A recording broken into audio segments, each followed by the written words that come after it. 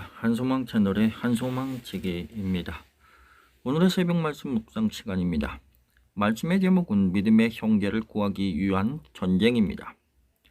본문 말씀은 창세기 14장 8절에서 16절입니다.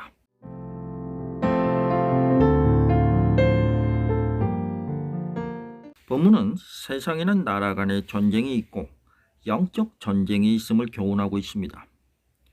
아브라함이 가는 곳마다 제단을 쌓고 제사를 드린 것은 그의 후손들의 나라가 제사장 나라임을 선포하는 것입니다. 하나님은 이러한 아브라함에게 복을 주어 생육하고 번성하는 역사가 일어났습니다. 그래서 14절에 집에서 길리고 훈련된 자가 318명입니다. 길리고는 아브라함이 소유한 종들의 가정에서 태어난 자식들을 말합니다. 아브라함에게는 자식이 없었지만 하나님은 그의 종들에게 잉태의 복을 주어 수많은 자식들을 낳게 하신 겁니다.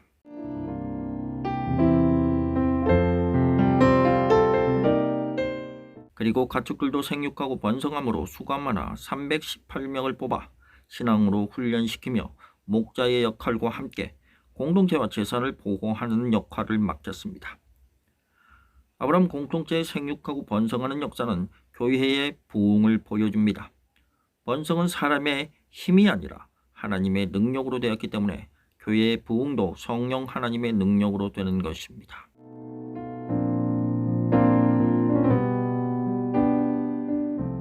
그래서 성령 충만을 받은 베드로가 복음을 전하자 3,000명, 5,000명이 세례를 받았고 수많은 사람들이 초대교회에 들어왔고 사도들은 말씀과 기도로 훈련시켰습니다. 그래서 오늘날 교회의 부흥도 성령 하나님의 역사가 나타나도록 교회는 성령 충만을 사모하고 경건훈련을 시켜야 합니다.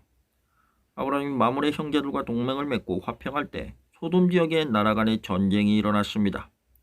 북방에 있는 엘람 왕 동맹군을 이끌고 소돔 동맹군을 징벌하기 위해 쳐들어왔습니다.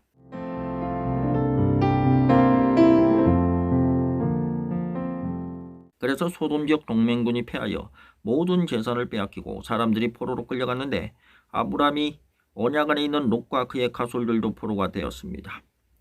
아브라함이 이 소식을 듣고 하나님께 기도하고 그들을 구하기 위해 자기와 동맹한 자들에게 소식을 알렸습니다.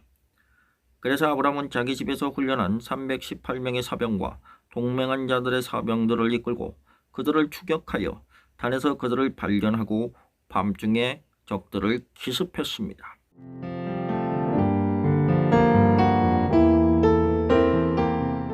그래서 뺏긴 재물과 모든 사람들과 롯의 식돌들을 구했습니다. 죽을까 염려하여 아내를 노이라고 속였던 아브라함이 어떻게 해서 자기 목숨과 공동체의 운명을 걸고 싸웠을까요? 혈육이요 믿음의 형제를 구하기 위해서입니다. 이 전쟁은 이성으로는 할 수 없는데 그 이유는 전쟁하면 아브라함과 사병들도 죽고 아브라함과 동맹한 자들도 다 죽기 때문입니다.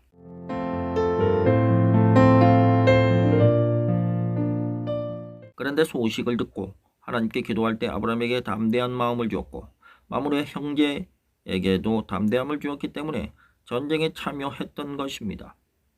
하나님은 적들을 쫓아갈 때도 지치지 않게 하셨고 담대함을 주어 기습하게 했습니다. 그래서 아브라함을 마중 나온 멜기세덱이 20절에 너희 대적을 내 손에 붙이신 지극히 높이신 하나님을 찬송하라고 했습니다. 세상 모든 주권이 여호와께 있기 때문에 전쟁도 여호와께 속했습니다.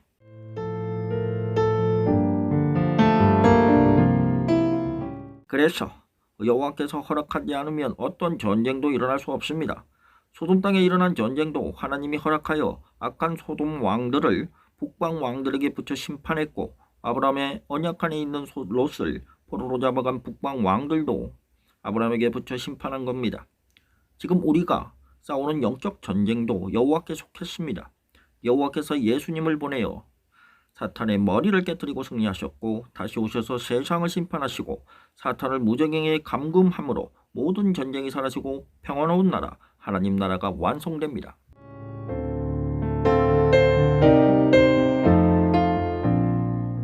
그때까지 하나님은 우리에게 예수 이름의 권세와 복음의 권세를 줬고 하나님의 아들의 권세와 믿음의 권세를 주었기 때문에 전신갑주로 무장하고 영적 전쟁을 해야 합니다. 주신 권세를 사용하여 많은 영혼들을 살려야 하고 더러운 귀신을 쫓아내고 눌리고 고통하는 자들을 자유케 해야 합니다.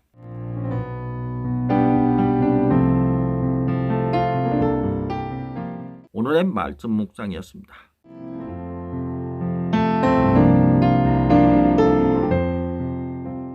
지금까지 한소망 칭해도의 한소망직이었습니다.